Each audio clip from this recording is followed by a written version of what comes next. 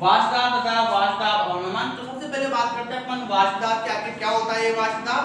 तो वाष्प दाब के लिए कोई भी जो द्रव होता है वो द्रव जो है, जैसे मान लीजिए ये पात्र है, इस पात्र में कोई द्रव है, इस द्रव की सतह के ऊपर जब ताप बढ़ता है तो द्रव की सतह के ऊपर ये द्रव के जो कण है वाष्प में परिवर्तित होने लगते हैं, यानी कि द्रव जो है वाष्प में बदलता है। उस प्रक्रिया को अपन वाष्पीकरण कहते हैं। तो वाष्पीकरण की जो प्रक्रिया होती है, वाष्पीकरण की जो प्रक्रिया होती है, इस प्रक्रिया के दौरान जब ये द्रव के कण ऊपर की ओर उठते हैं तो उठने पर यदि हम इसके ऊपर किसी पात्र को लगा दिया जाए, ये जो पात्र है ये इसको ऊपर से ढक लेता है, जिससे कि ये वाष्प के जो कण है ये बाहर नहीं जा पाते हैं। और जब ये वाष्प कण बाहर नहीं जा पाते हैं तो ये कण वापस नीचे की ओर गति करते हैं, और जब ये नीचे की ओर गति करते हैं तो इस द्रव की सतह के ऊपर एक दाब लगाते हैं। तो इन वाष्प के कणों का द्रव में बदलना संघनन कहलाता है। यानी यहाँ पर जो दूसरी प्रक्रिया होती है वो संघनन की होती है।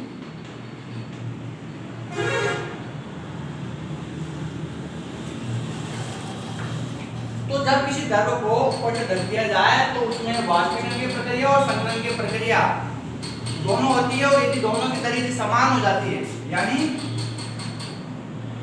वाष्पीकरण की दर इक्वल संघनन की दर, तो उस कंडीशन की स्थिति को हम बोलते हैं साम्य, यानी साम्य अवस्था।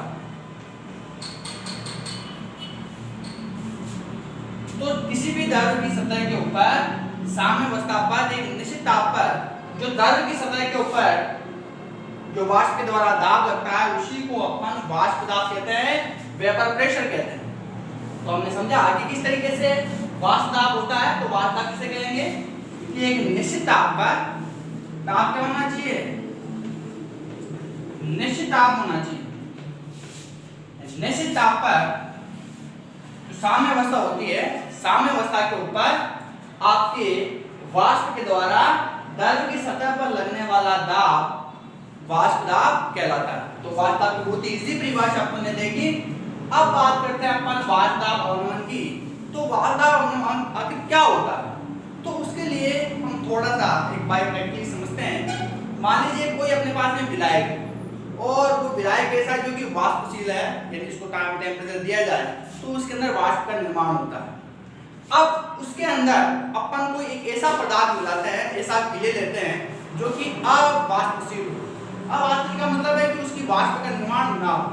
तो उस कंडीशन के अंदर यदि किसी शुद्ध विलायक के अंदर अवाष्पशील विलय मिलाया जाता है तो बनने वाला जो विलयन होता है उसका वाष्प दाब कम हो जाता है, और वाष्प दाब की इसी कमी को अपन वाष्प दाब अवनमन कहते हैं।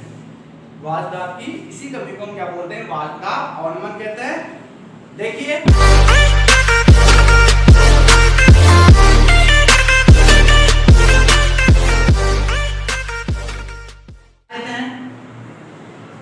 देखो कांच का बेलजार है,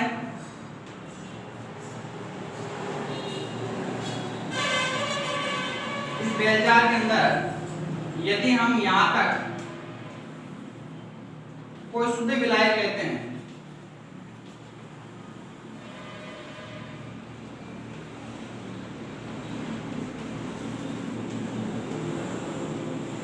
तो यहां पर वाष्प के कणों का निर्माण होता है। वाष्पशील कणों का निर्माण होता है, और ये वाष्पशील कण यदि इसकी प्रारंभिक अवस्था ये है तो प्रारंभिक अवस्था से ये द्रव की सतह है वो नीचे की ओर, यानी दाब के कारण नीचे की ओर हो जाती है, यानी इस द्रव की सतह पर एक दाब लगता है जिसको अपन वाष्प दाब कहते हैं। तो वाष्प दाब से इस सतह के अंदर इतना दाब उत्पन्न हो जाता है। इसी के बराबर यदि कोई अपन दूसरा बेलजार लेते हैं, इस बेलजार के अंदर इसी तरीके से अपन एक विलयन लेते हैं, यहाँ विलयन लेंगे अपन। इस विलयन के अंदर जो विलय होगा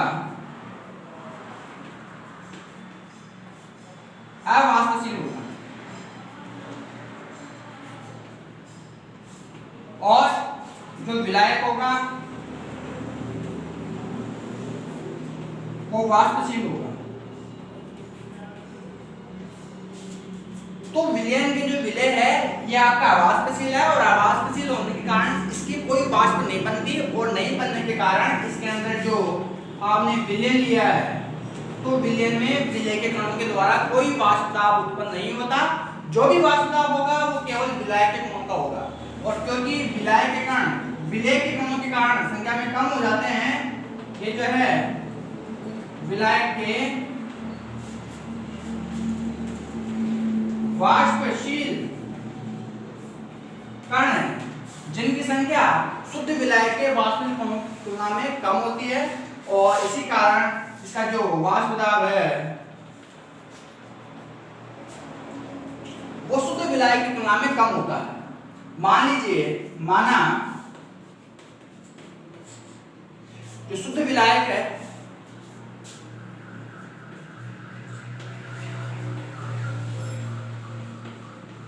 शुद्ध विलायक का वाष्प दाब यदि POA है और विलयन का वाष्प दाब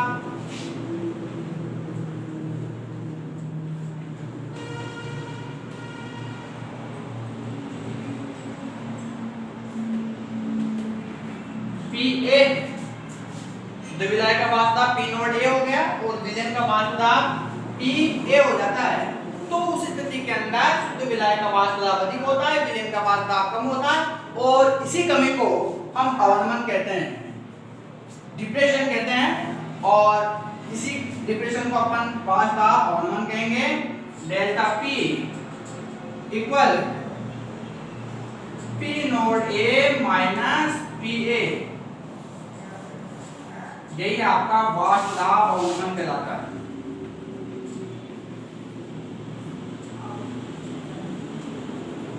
तो बहुत ही इजी तरीके से अपन ने समझा कि किस तरीके से वाष्प दाब अवनमन अपन निकाल सकते हैं। इस शुद्ध विलायक के अंदर यदि अपन अवाष्पशील विलय मिलाते हैं तो विलयन का वाष्प दाब शुद्ध विलायक के वाष्प दाब की तुलना में कम हो जाता है और उसी कमी को अपन वाष्प दाब अवनमन कहते हैं। तो delta P equal to P naught A minus PA, ये आपका वाष्प दाब अवनमन है। तो आपके एग्जाम की दृष्टि से बहुत इंपॉर्टेंट टॉपिक है और कई बार इसके एग्जाम्स में क्वेश्चन आते हैं।